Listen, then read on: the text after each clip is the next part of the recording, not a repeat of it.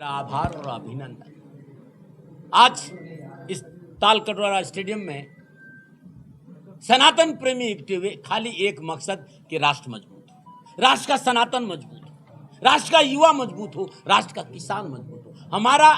हम संतों का एक ही उद्देश्य है, हमारी प्रार्थना, हमारी पूजा, हमारी आराधना इस राष्ट्र को मजबूती देने के लिए। और दाती महाराज के जीवन में मात्र एक चीज है और वह है उनका राष्ट्र। मेरे लिए राष्ट्र से बड़ा ना कोई था, ना राष्ट्र से बड़ा कोई है, ना राष्ट्र से बड़ा होने की संभावना है। बस राष्ट्रवासियों से निवेदन करना चाहता हूं कि हो गई ये पीर परवरसी, अब पिघलनी चाहिए। किस डगर में जा रहा है, अब डगर बदलनी चाहिए। और डगर यह होनी चाहिए कि हमारा सनातन मजबूत हो, हमारा किसान मजबूत हो, हमारा युवा मजबूत हो। और यत्र नारीस्तु पूजन्ते रमन्ते तत्र देवता, नारी मजबूत हो, नारी की शिक्षा मजबूत हो। हम सबको मिलकर एक कार्य करना। आज ये धर्म संसद खाई यही संदेश देना आई है कि हम सनातन प्रेमी हैं और सनातन कमजोर नहीं हो। हम एकजुट होकर एक ही संदेश देते हैं कि सनातन मजबूत हो। और आज का ये जो धर्म संसद है, हम सभी संत महात्मा अपने राष्ट्र के लिए आए। हमारा एक ही स्वार्थ है कि जात पात की करो विदाई, हम सब हिंदू। जात पात की करो विदाई, हम सब हिंदू। ये जो जातिवाद का दंश से हमें बर्बाद कर देगा, हम सबको, हम हिंदू हैं, हम सनातनी हैं, अपने राष्ट्र के विकास के बारे में सोचें। और राष्ट्र का विकास तभी होगा जब हम एकजुट होकर राष्ट्र की प्रगति में आगे बढ़ेंगे। हमारे इस संसद के परमाध्यक्ष, आज की अध्यक्षता हमारी जगत गुरु महाराज और अद्भुत हिंदू प्रेमी है, सनातन प्रेमी है, वो करेंगे। और मेरा तो काम है सेवा करना। राष्ट्र को एक बात जरूर कहना चाहिए, राष्ट्र की प्रगति चाहते हो, विकास चाहते हो तो गो सेवा पर ध्यान दो। गो बचेगी तो राष्ट्र बचेगा, गो बचेगी तो गोपाल बचेगा। गाय सुरक्षित हो, बेटियां सुरक्षित हो और राष्ट्र विकासशील बने, यही प्रयास हम संतों का है। और इसीलिए हम यहाँ आ जाए। आप सभी ने यहाँ आकर हमारा जो मनोबल बढ़ा है, इसके लिए आपका बहुत बहुत आभार और अभिनंदन, नमन है। देखिए, वृक्ष कबहु न फल बचय, नदी न संचय नीर, परमारथ के कारणे साधु भया शरीर।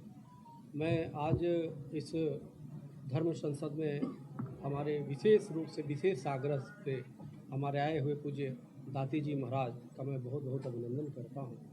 महाराज जी पिछले काफ़ी समय से व्यस्त हैं और इनका कार्यक्रम पूरे देश और दुनिया में होता है।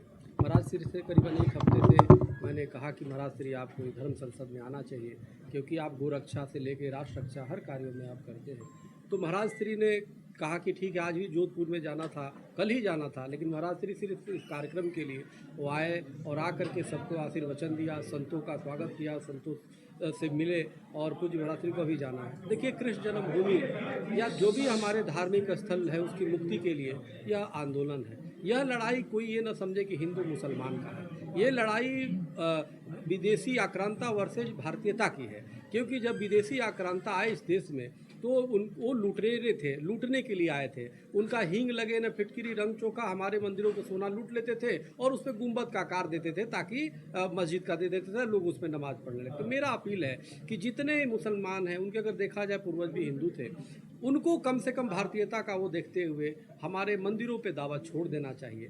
तो अगर दावा नहीं छोड़ते हैं तो कानूनी विकल्प तो है ही है।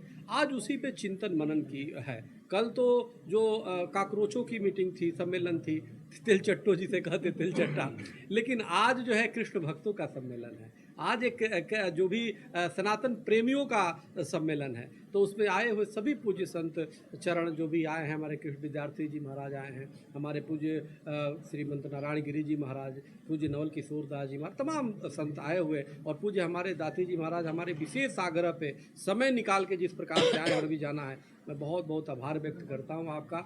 और निश्चित रूप से ये जब संतों का जब संकल्प हो जाता है, संत संकल्प दिला जाते हैं, तो निश्चित रूप से उस मंजिल दूर नहीं होती है। जैसे राम मंदिर बना, उसी प्रकार से कृष्ण जन्मभूमि पे भी, मथुरा पे भी। अब मैं आपको बताना चाहूँ, 1600 करीबन 32 ईस्वी से वहाँ पे जो ठाकुर जी हैं, उनको जो है मिश्री और उसका भोग नहीं लगा।